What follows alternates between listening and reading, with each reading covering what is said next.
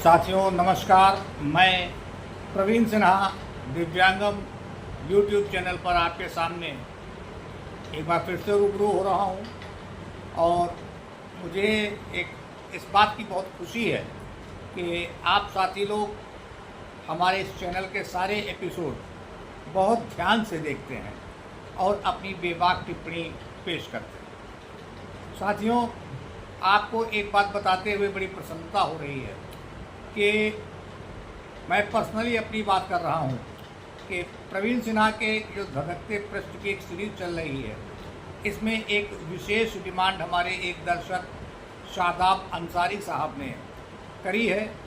मुझे नहीं मालूम वो हमारे कांटेक्ट में कहाँ से हैं। फ़िलहाल ये चैनल की लोकप्रियता नज़र आती है कि उन्होंने अपने एक डिमांड ये रखी है कि अभी हाल ही में कलकत्ता में या बदलापुर में जिस तरह की जो घटनाएं हुई हैं उस पर उन्होंने हमारे विचार मांगे।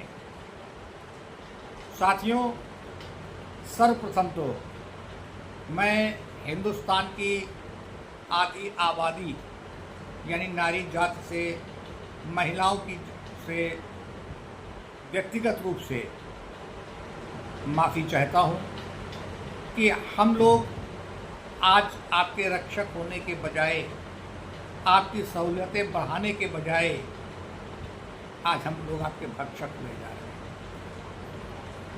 एक ऐसा घिनौना कृत्य जो किया गया है कलकत्ता में हमारी युवा डॉक्टर के साथ, जिसकी जितनी भी निंदा की जाए वो बहुत कम।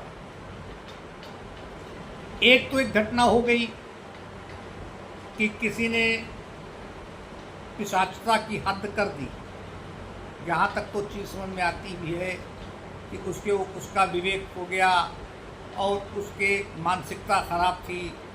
लेकिन सबसे बड़ी आश्चर्य की बात ये जिस सूबे में हुई, उस सूबे की मुखिया एक महिला, बजाय इसके कि उन्होंने कानूनी कार्रवाई की होती, जी हाँ, बजाय इसके कि ममता बनर्जी ने कानूनी कार्रवाई की होती, पूरे के पूरे प्रकरण को ढकने की और छापने की कोशिश की।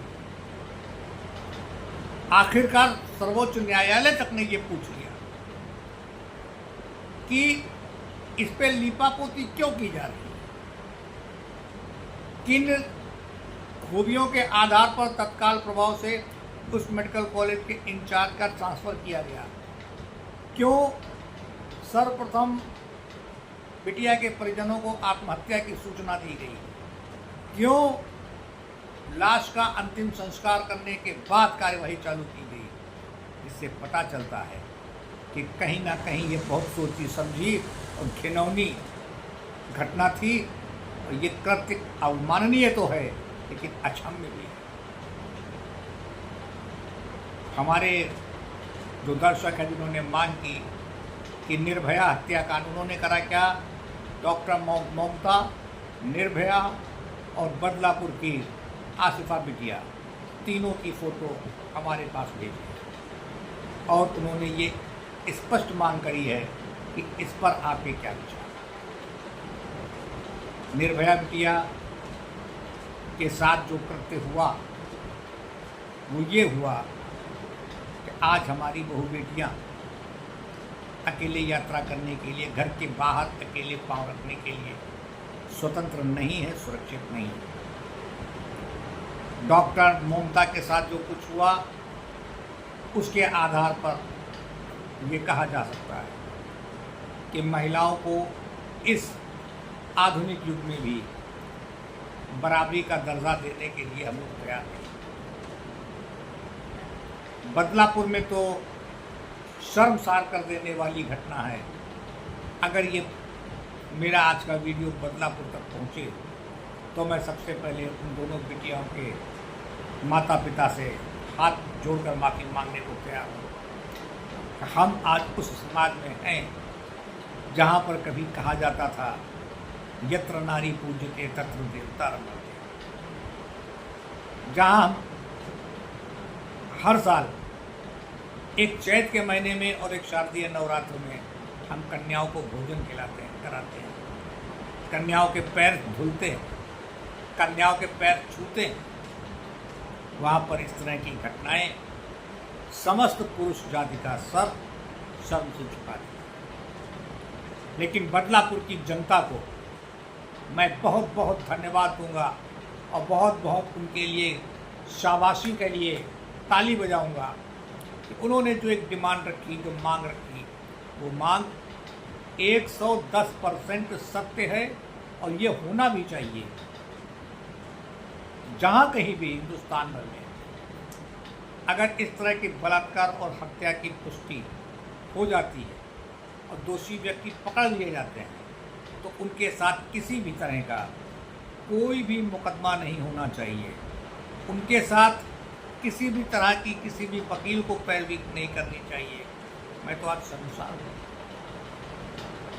कि उस कातिल के लिए कलकत्ता में जो ममता के साथ घिनौना कृत्य करने वाला कातिल था, उसकी पैरवी करने वाले वकीलों को शर्मसार होना चाहिए और उस कातिल के वकीलों को उसकी पैरवी करने से पहले एक बार अपने घर की बहू बेटियों के साथ की शक्ल याद कर लेनी चाहिए, अपने घर की बहू बेटियों की, और सोचना चाहिए कि यदि ये कृत्य उनके साथ ईश्वर ना करे कभी हो तो क्या तब भी वो कातिलों की पैरवी करेंगे।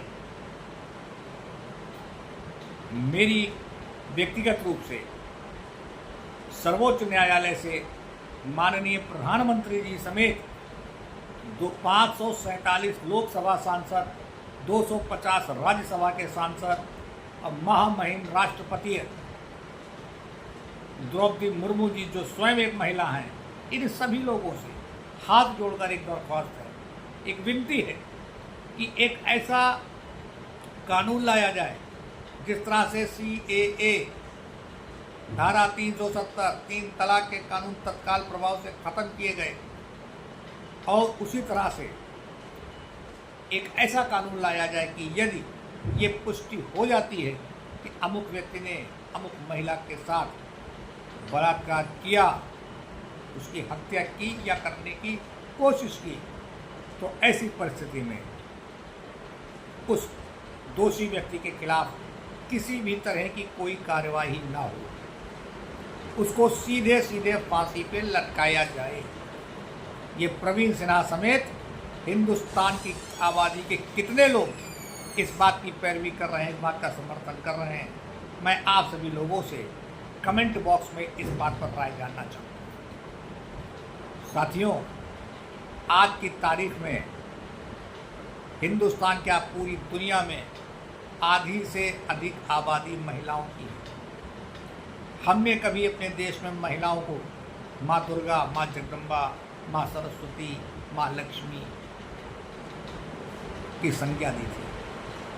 हमारे देश में रानी लक्ष्मीबाई जैसे महिलाओं ने देश की एकता और अखंडता के लिए जान न्यौछावर कर दी।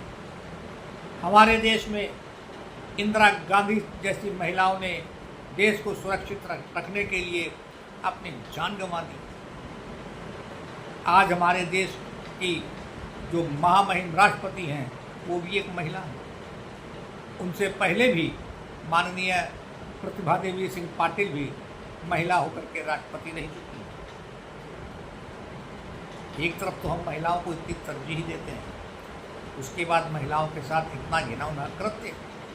मैं क्षमा प्रार्थी हूँ कि इस मामले में महामहिम राष्ट्रपति जी को भी तत्काल प्रभाव से हस्तक्षेप करना चाहिए और उनको सीधा आदेश देना चाहिए कि अगर किसी भी पुरुष के खिलाफ ये बात साबित हो जाए कि अमुक व्यक्ति ने अमुक महिला के साथ अभद्रता करी है, अभद्रता के माने केवल बदसलूकी नहीं, इस मामले में अभद्रता के माने केवल और केवल बलात्कार। अगर ये साबित हो जाता है कि that person is a rapist against that lady in that position, only the death sentence without any hearing and without any argument। मैं आप सभी जनमानस से इस मुद्दे पर अपनी राय जानना चाहता हूँ कि कितने लोग मेरी इस बात से, ये मेरी व्यक्तिगत राय है, मेरे घर में भी 2 बहनें हैं, मेरे घर में भी एक बेटी है, मेरे घर में भी महिलाएं आती जाती हैं। हमारा जो दिव्यांगम चैनल है इसमें भी महिलाएं हैं। ये कलकत्ता और बदलापुर जैसी घटनाओं ने तो हमको अपने संगठन की महिलाओं के साथ भी नज़र मिलाने में संकोच करने लगे। अपनी बेबाक राय हमारी तरह से, जिस तरह से मैं बेबाक विचार रखता हूँ, उस तरह से आप भी अपनी बेबाक राय एक बार दिव्यांगम चैनल पर जरूर दें कि क्या इन कातिलों को बिना किसी सुनवाई के, बिना किसी पेशी के फांसी दी जानी चाहिए या नहीं। आपके विचारों का इंतजार करूंगा। तब तक के लिए मैं प्रवीण सिन्हा अगले सोमवार तक के लिए आपसे विदा लेता हूं। जय हिंद।